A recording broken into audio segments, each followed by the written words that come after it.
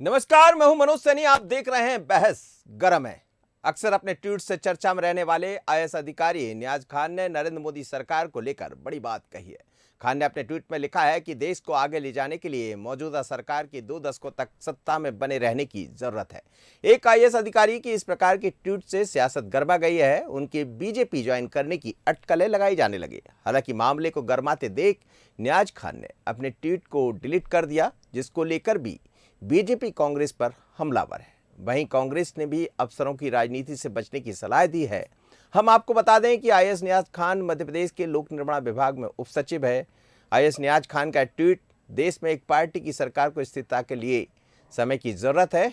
जिस तरह उन्होंने कहा अपने ट्वीट के जरिए, आप देखिएगा, अगर विभाजित बहुमत सत्ता में आता है तो हर कोई तंत्र को अपनी दिशा में खींच लेगा, जिससे संरचना सैकड़ों में ढह जाएगी। और सवाल यही है कि जब संरचना नहीं रहेगी तो फिर देश कैसे आगे बढ़ेगा। 2 दशकों तक मौजूदा सरकार के बने रहने की जरूरत की बात भी उन्होंने कही है। ये देखिएगा, ये ट्वीट आप देखिएगा, 2 दशकों तक मौजूदा सरकार के बने रहने की जरूरत है। लेकिन अब समझिए भी, जरा सा समझ लेते हैं। अब जरा समझ लेते हैं ग्राफिक्स के जरिए कि आखिर कब कब चर्चा में रहे हैं IAS Niyaz Khan. Film the Kashmir files को लेकर भी उन्होंने ट्वीट किया था। फिल्म डायरेक्टर का नाम लिए बिना बहुत कुछ उन्होंने कहा था। मुसलमान कीड़े नहीं हैं। आश्रम वेब सीरीज के डायरेक्टर की टीम पर आरोप भी लगाया था। नियाज खान ने उनकी कहानी चुराने का आरोप लगाया था। मामला कोर्ट में है। खान सरनेम भूत की तरह पीछा कर रहा है, ऐसा नियाज खान ने कहा था। नियाज खान ने अंडरवर्ल्ड डॉन अबू सलेम पर किताब भी लिखी है।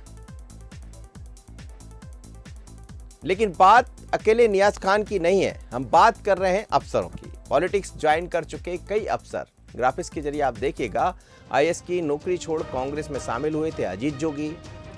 उसके बाद कलेक्टिव छोड़ बीजेपी में शामिल हुए थे ओम प्रकाश चौधरी। केजे अल्फोंस ने आईएएस की नौकरी छोड़कर भारतीय जनता पार्टी ज्वाइन की थी। ओडिशा कैडर के आईएएस अपराजित सारंगी भुवनेश्वर से चुनाव लड़ी थी। आईएएस नलिनी कांता प्रधान संबलपुर से चुनाव लड़ी थी। आईपीएस बीबी लक्ष्मण नारायण ने विशाखापट्टनम से जोर आजमाइश की थी। पर अब सवाल यही है कि क्या अफसरों को राजनीति रास आ रही है, जिसके कारण नियाज खान साहब भी टिप्पणी करते रहते हैं, ट्वीट करते रहते हैं। लेकिन बात अकेले इनकी नहीं है। एक पूर्व आईएएस अफसर तो अभी अभी दिखाई भी दे रहे हैं, अपने बयान को लेकर खूब चर्चा में। उन्होंने तो यहां तक कह दिया कि कोई सर्विस में रहना चाहता है तो रहे, लेकिन उसके दिल की आत्मा पर हाथ रख के पूछेंगे तो कोई भी अब ये नहीं चाहेगा कि वो प्रशासनिक सेवा करे, क्योंकि वहाँ सेवा के अवसर कम है। ब्रह्ममूर्ति मिश्रा का ऐसा कहना था, जिन्होंने अपने पद से त्यागपत्र दिया है, नौकरी को तौबा किया है और अब वो राजनीति में हाथ आजमाने जा रहे हैं किसी तीसरे दल के साथ।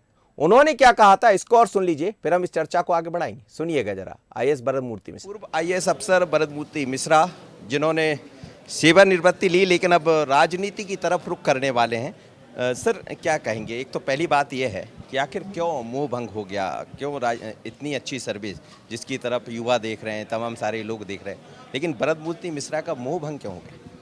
वो इसलिए हुआ कि नौकरियों में काम करने के लिए रह नहीं गया है। आप दफ्तर जाइए, दिन भर बैठिए, कुर्सी तोड़िए और घर आ जाइए।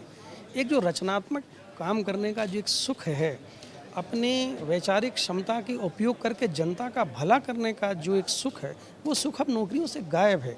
और ये सुख केवल मुझे नहीं, जितने लोग हैं ये महसूस सब करते हैं और सभी के मन में ये कसक है। बड़ी तेजी से ललक बढ़ी है राजनीति की तरफ। मेरा यही आपसे पहले भी सवाल था। हम देख रहे हैं कई सारे ऐसे प्रशासनिक अफसर हैं, तो वो मजबूरी में जा रहे हैं राजनीति की तरफ, या ये माना जाए कि एक राजनीति की जो ग्लैमर है उसके कारण आप राजनीति की तरफ प्रवेश करें? देखिए, ग्लैमर से जाने वाले लोग तो मैं समझता हूँ 10% 5% ही होंगे, क्योंकि मैं इन ब्यूरोक्रेट्स के साथ में रहा हूँ लंबे समय। और जब मैं ब्यूरोक्रेट कहता हूँ तो मेरा मतलब केवल आईएएस नहीं है, आम आदमी, आम जो सरकारी लोग हैं उनसे भी है।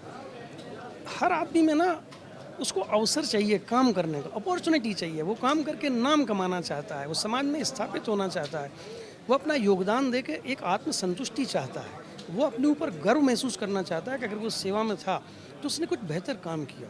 वो अपॉर्चुनिटी चूँकि ख़त्म है, इसलिए लोग जो हैं अब राजनीति की तरफ आकर्षित हो रहे हैं। चलिए, ब्रजमूर्ति मिश्रा ऐसा कह रहे हैं कि अवसर कम है नौकरी में रहते हुए और वो जो चाहता है वो कर नहीं पाता, लेकिन लगातार नौकरी भी करते हैं। उसके बाद फिर ऐसा भी कहते हैं। बात यदि नियाज खान की हम कर रहे थे, लगातार नियाज खान अभी तक करीब आधा दर्जन से ज़्यादा उपन्यास लिख चुके हैं। वे कुरान पर भी रिसर्च कर रहे हैं। नियाज का कहना है कि वे सभी धर्मों में आस्था रखते हैं और वे शाकाहारी। वे हिंदू धर्म के वेदों का भी अध्ययन कर रहे हैं। भोपाल में आईएएस नियाज खान ने अपना ट्वीट हटा लिया, लेकिन उसके बाद राजनीति गरमाई हुई। अब जैसे ही उन्होंने ट्वीट हटाया तो भारतीय जनता पार्टी सरकार में नगरीय प्रशासन मंत्री भूपेंद्र सिंह ने क्या कहा, और जब उन्होंने कुछ कहा तो कांग्रेस का क्या कहना था, ये और सुन लीजिए तो समझ आ जाएगा आपको। फिर आगे बढ़ते हैं। देखिए, निश्चित रूप से उन्होंने बहुत बेबाकी से जो आज की सत्यता है और देश की जो आवश्यकता है उस बारे में उन्होंने कहा है, परंतु जिस तरह से उन्होंने ट्वीट हटाया है, ऐसा लगता है कि कुछ ना कुछ ताकतें ऐसी हैं जो उन पर दबाव बनाने का काम कर रही हैं।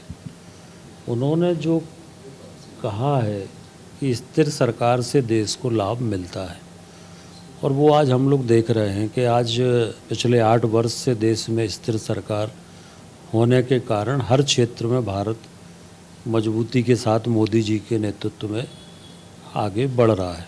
जितने घोटाले इस 10 साल में यूपीए में हुए थे वो देश के इतिहास के रिकॉर्ड घोटाले थे।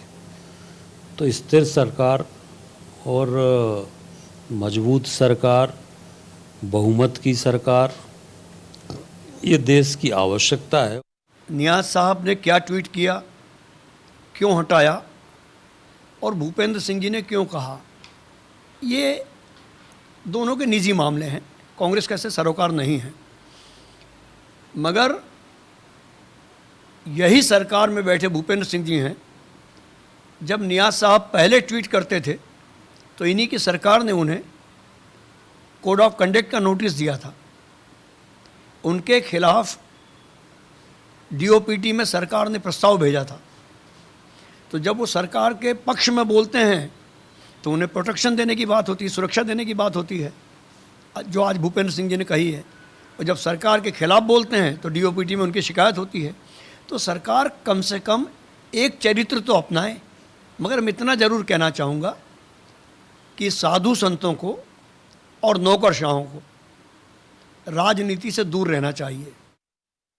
चलिए, तो कह रहे हैं कि साधु संतों और नौकरशाहों को दूर रहना चाहिए नौकरी से।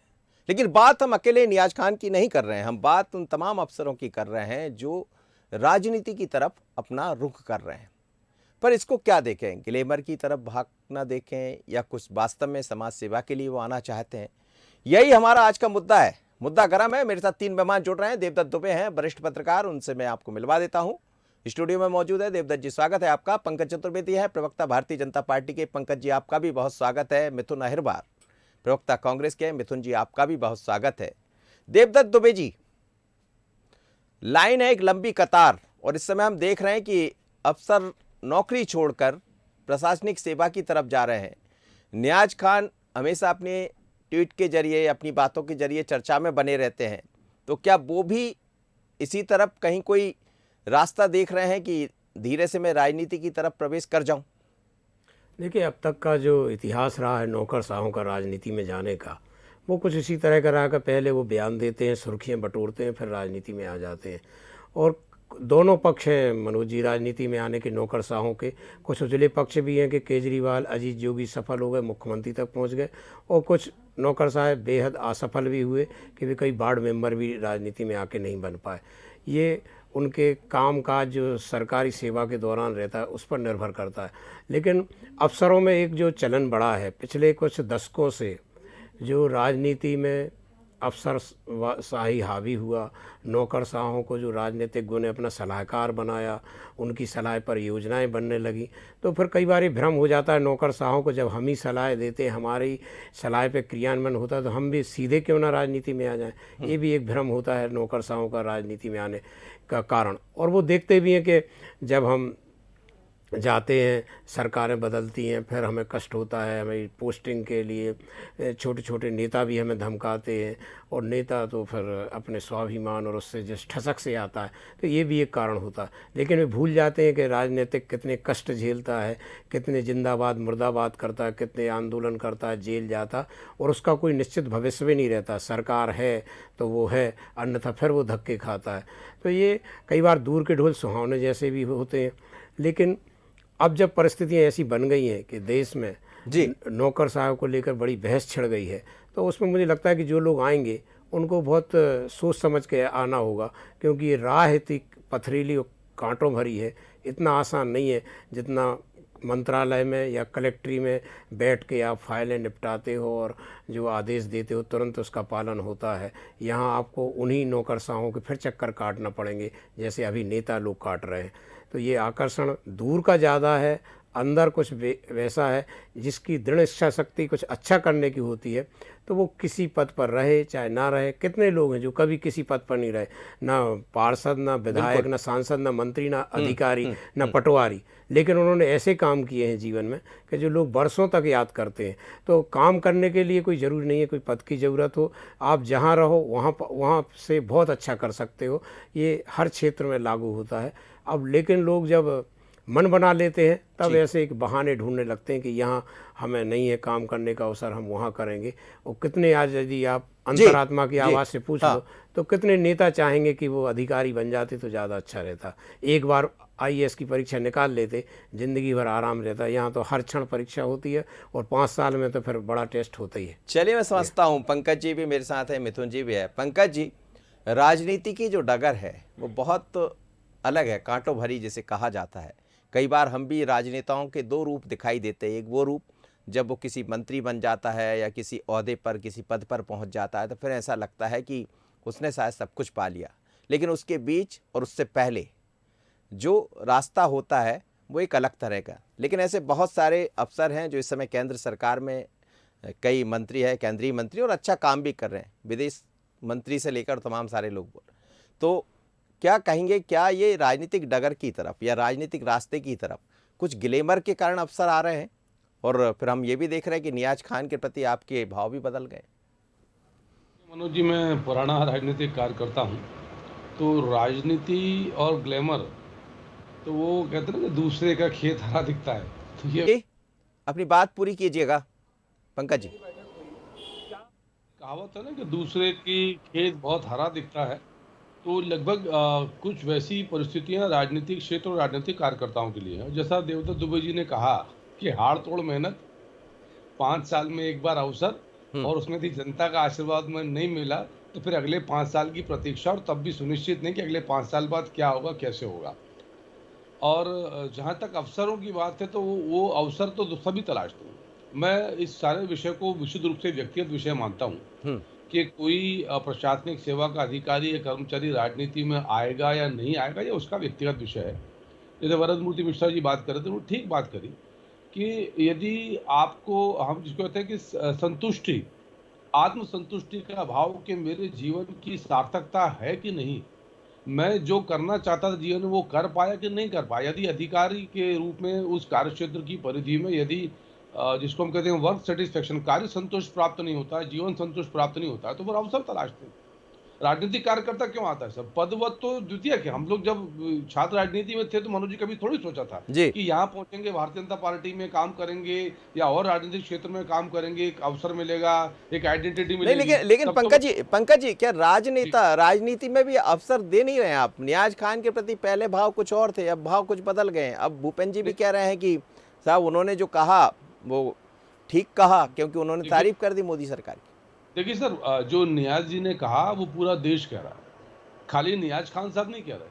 आप देश में अलग अलग प्रांत में, क्षेत्र में, भाषा को छोड़ के आधार को भी, किसी भी भेद को है आप परे कर दीजिए, अटक से कटक तक, कश्मीर से कन्याकुमारी तक, देश में इस बात पर परिचर्चा और संवाद है कि जो वर्तमान भारत की सरकार है, जिसके नेतृत्व करता आदरणीय नरेंद्र मोदी जी प्रधानमंत्री के रूप में, उनको अभी और पर्याप्त अवसर देने क्योंकि पिछले 65-70 साल में जो अपेक्षित था वैसा नहीं हुआ, और बहुत सारे विषयों पर काम हुए।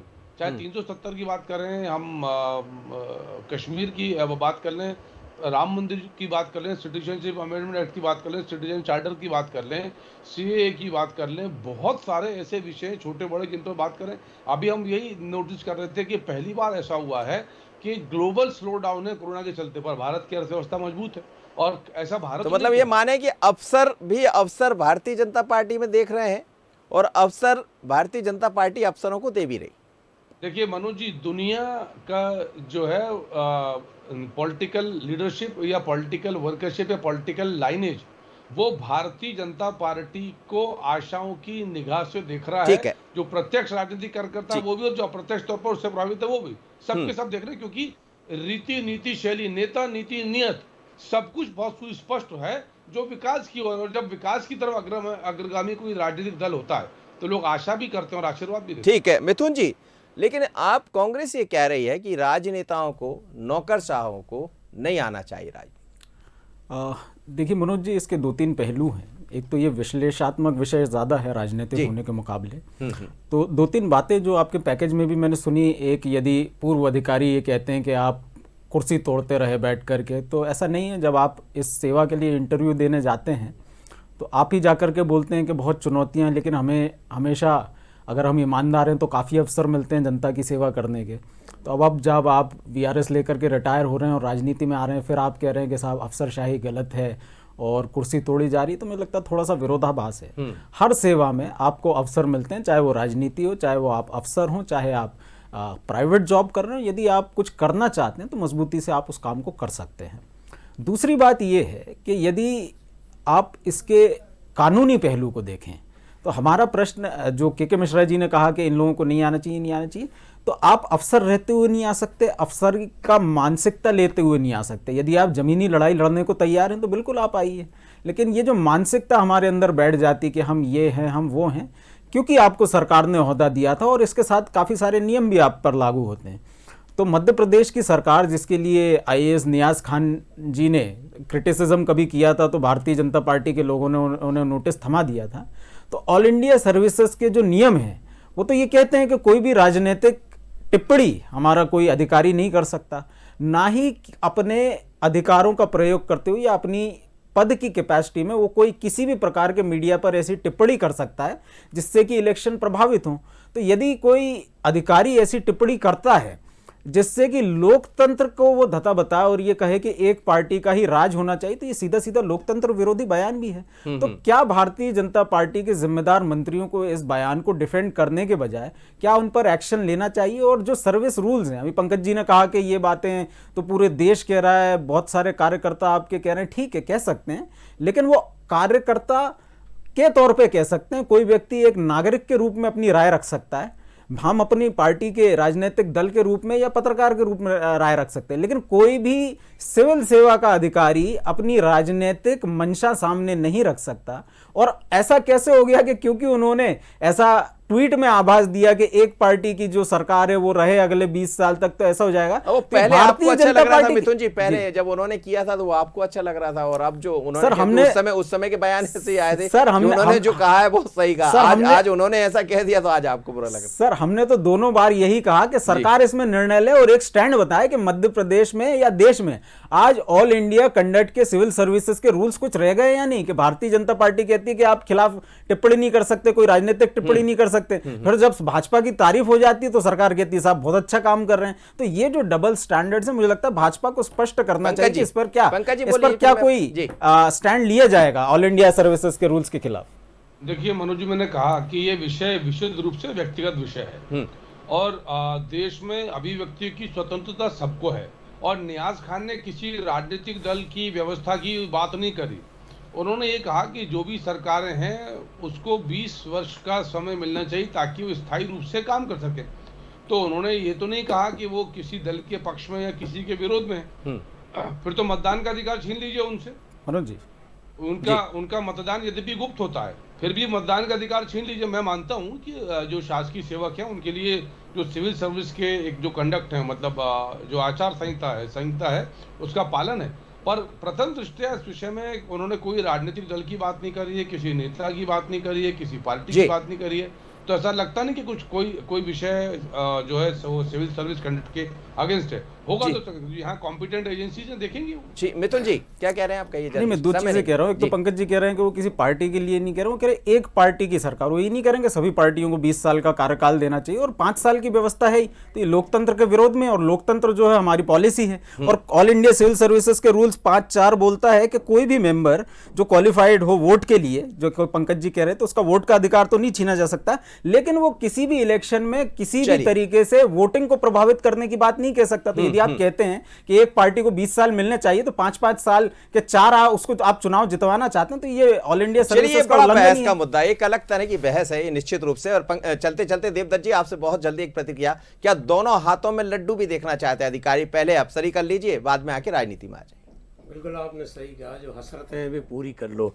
एक बार अधिकारी बन के अपना रुतबा झाड़ लो, पैसे कमा लो, फिर जब ना पटरी बेचे तो राजनीतिक मंच पर भी आ जाओ। ये अलग अलग है। कई बार राजनीतिक लोग पछताते हैं कि हम यदि राजनीति में जिंदाबाद मुर्दाबाद की जाए पढ़ाई करते तो अधिकारी होते। ये सबको, जो पंकज जी ने जो कहा कि दूसरे का हरा खेत सबको अच्छा लगता है, वही बात सही है। लेकिन जो जहाँ है यदि वो बेहतर करना चाहे तो कर सकता है। आज यदि हम इस बात को कहें कि स्थायी सरकारों से, तो मध्य प्रदेश में 10 साल जब दिग्विजय सिंह की सरकार थी और 2003 में उनको बंटा ढार कहा गया। सोचो यदि वो 10 साल और होती तो क्या कहती भाजपा? यदि 20 साल की आप कहें कि 20 साल किसी सरकार को रहना चाहिए, तो ऐसे सरकारें कांग्रेस की भी अब यही कहते हैं ना कि 50 साल तक लगातार 60 साल तक सरकार रही। तो ये कोई स्थायी कुछ नहीं होता। कोई बल्लेबाज टिका रहे पिच पर, एक एक रन बनाता रहे, ओवर खराब करते रहे, बालें खराब करते रहे, उससे क्या फायदा? कोई 20-20 खेल के टारगेट पूरा कर लेता है। और अभी ऐसा लगता है कि सब 20-20 खेलना चाहते कि इधर भी 20-20 खेल लिया जाए, उधर भी 20-20 खेल लिया जाए। लेकिन उन लोग का क्या होगा जो किसी पद पर नहीं है लेकिन पद को पाना चाहते हैं, वो चाहे वो कार्यकर्ता बीजेपी के हो या कांग्रेस के हो, पर अफसरों को जल्दी मौका मिल जाता, अफसरों को अवसर जल्दी मिल जाता। पंकज जी, मिथुन जी और देवदत्त जी, आप सभी मेहमानों को बहुत धन्यवाद। पर मध्य प्रदेश में एक नई तरह की राजनीति दिखाई दे रही, बल्कि मध्य प्रदेश के अलावा हम बात करें देश भर में तो कई ऐसे अफसर हैं जिन्होंने अवसर पाकर राजनीति में अपना स्थान बनाया है। और फिर एक बार एक चर्चा चल पड़ी है, बात बार बार हम ये भी देखते हैं कि कई अफसर अपने तरह से ट्वीट के जरिए अपनी बात रखते हैं, लेकिन जो नियम है, जो कायदे हैं, वो क्या कहते हैं? तो क्या ये भी माना जाए कि नौकरशाह जिस तरह से अपनी बात रखना चाहते हैं, बात कहना चाहते हैं, वो ये मानकर चल रहे हैं कि होगा कुछ नहीं, एक ट्वीट कर दीजिए, एक बात कह दीजिए, हमारी बात जरूर दूसरों तक पहुंच जाएगी, लेकिन उसका लाभ किसको मिलेगा, नुकसान किसको होगा, ये एक अलग मुद्दा, बड़ा बहस का चर्चा हो सकता। पर बड़ा सवाल यही कि आखिर नौकरशाह राजनीति में क्यों जाना चाहते हैं? बहस गर्म है। इतना ही, मुझे दीजिए इजाजत, बने रहिए बंसल न्यूज़ पर। नमस्कार।